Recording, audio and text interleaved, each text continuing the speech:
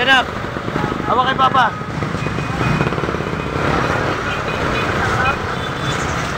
Lalakad kami pa uwi guys. Mag-aabang kami ng ano. Mag-aabang kami ng e-bike. Dito anak, sa kabila. Katatapos lang namin kumain sa Lope de Vega. Ayun si Mrs. Oh. Hello guys! May take-out pa. Pakita mo yung take-out natin. Guys! Libre sa pau. Libre sa baw daw. Pauwi na kami guys. Katapos lang namin maghapunan.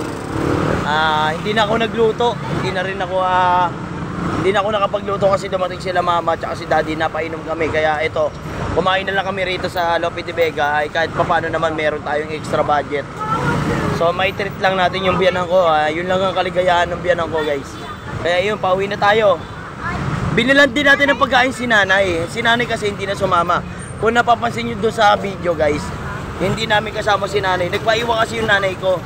Nagpaiwan yung nanay ko. Gusto niya doon na lang daw sa bahay kasi galing nga siya sa simbahan. Ngayon, binilan namin siya ni Neneng yung pagkain. Nasa yung pagkain niya, Han? Ito. Ayun o. Dala ni Neneng yung pagkain niya. Kaya ito, uuwi na kami. Maglalakad kami para sakay kami e-bike. Traffic oh. Tayo.